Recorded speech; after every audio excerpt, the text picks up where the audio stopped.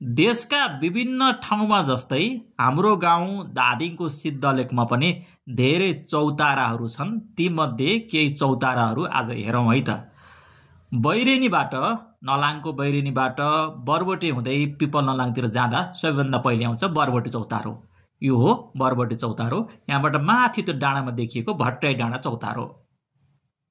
यो बरबोटे चौतारो। बरबोटे चौतारोबाट उकालो लाग्दै आएपछि भट्टराई डाँडा नआइपुग्दैको एउटा चौतारो। यो चौतारो चाहिँ चौबाटोमा पर्छ। यहाँबाट मास्तिर चरीमार टार स्कुल, बलम डाँडा जाने ठाउँ हो भने यो चौतारोबाट देब्रेतिरबाट तलतिर झर्दा कालीदा पुगिन्छ। अनि यो बाटो चाहिँ भट्टराई डाँडातिर जाने बाटो। पहिले यो मूल बाटो निकै सफा सुग्घर फराकिलो प्रष्ट देखिन्थ्यो। अब अहिले यहाँ मूल बाटो अलिअलि मात्रै नाम निशान बाँकी छ। यो मास्तिर जाने बाटोमा त मूल बाटै छैन भन्दा पनि हुन्छ। यो भट्टराई डाँडा निस्कने बाटोमा चाहिँ अलिअलि बाटो उगारो बनाइएको रहेछ।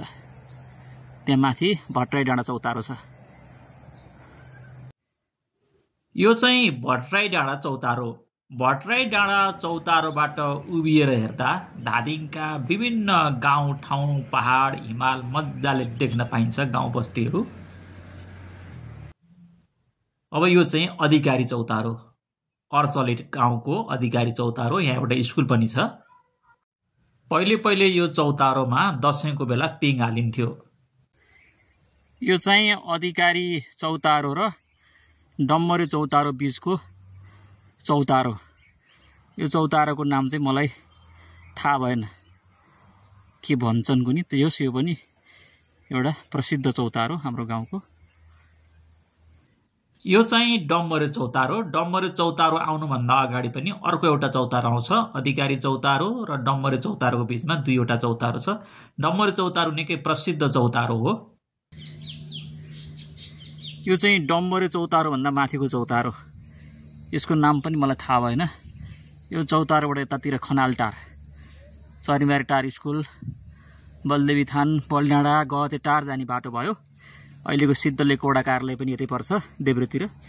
अनि यो दाहिनेतिर चाहिँ अर्चले, नलाङको अर्चले, पारीदेखिको कुम्पुर। अलि पर हेर्दाखेरि यहाँबाट मलेखु पनि अलिअलि देख्न खोज्छ। अनि यता देब्रेतिर हेरियो भने फेरि पर चाहिँ धादिङ बेसी पर्छ।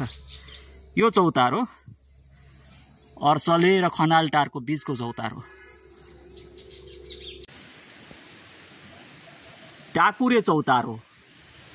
यो ठाउँ सानो हुँदा धेरै पटक खेल्ने, चल्ने, थकाइ मार्ने, घाँसको भारी, दाउराको भारी बिसाउने, बाँदर कुर्ने ठाउँ।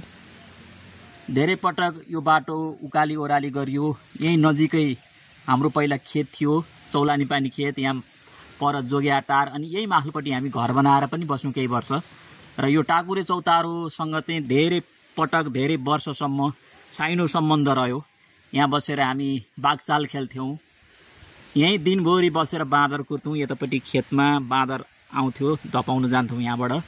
अनि यो हाँगोमा सही सला खेल्ने, यो तेर्सो हाँगोमा हिँड्ने ऊ त्यहाँबाट उकालो लाएर उक्लिएर। यो टाकुरे चौतारो हाम्रो जीवनसँग हामी केटाकेटी छँदा भाइ, म, बा आमाहरू, हजुरबा हजुरआमाहरू र अरू अङ्कल, गाउँका साथीहरू मिलेर खेल्ने ठाउँ टाकुरे चौतारो।